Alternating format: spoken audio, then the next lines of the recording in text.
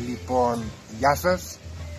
Είμαστε εδώ στα χωριά της Καβάλας. Μπορεί να ακούσετε φασαρίες, ο κόσμος ετοιμάζεται γιατί αύριο θα πραγματοποιηθεί εδώ μια εκδήλωση, γι' αυτό είμαστε εδώ. Αλλά εγώ είμαι εδώ σήμερα, καλημέρα, για να σας πω μια μικρή και αληθινή ιστορία.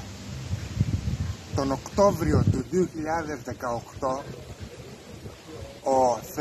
ο Θοδωρής Κόνστας, ο πρώτος τυφλός ξεναγός στον κόσμο, πρότεινε στην Μαρίνα Καλογύρου, που την ξέρουμε μέσα από την πολιτική κουζίνα, μέσα από τις μάγισσες της Σμύρνης, μέσα από το Αν του Χριστόφορου Παπακαλιάτη, μέσα από τον Καζαντζάκη του Γιάννη Σμαραγδί, με τον Οδυσσέα Παπασπηλιόπουλο, που είδα την ταινία και έπαθε ένα μικρό σοκ, με την καλή έννοια πάντα, λοιπόν, από τις ερμηνείες.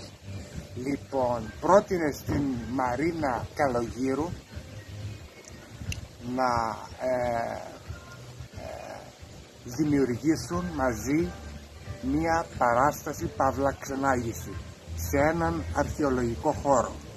Ο Θοδωρής, να πούμε ότι τότε που το πρότεινε αυτό στη Μαρίνα, είχε πάρει το πτυχίο του, αλλά δεν μπορούσε να ασκήσει νόμιμα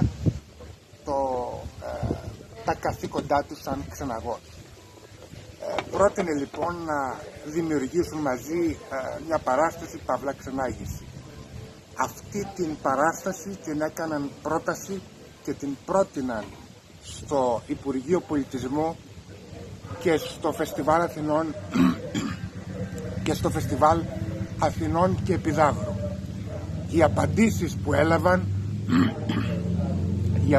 που έλαβαν ήταν αρνητικές.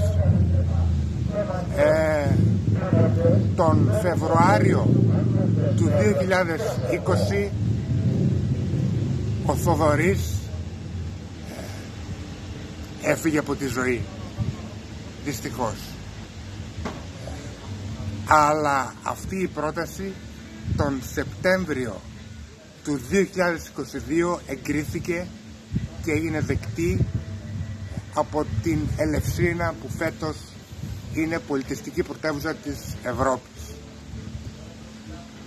Και είμαι εδώ για να σας προτρέψω και να σας προτείνω, όσοι μπορείτε και όσοι θέλετε, να βρεθείτε στην Ελευσίνα για να παρακολουθήσετε αυτή την παράσταση με τον τίτλο Τυφλός Ξεναγός.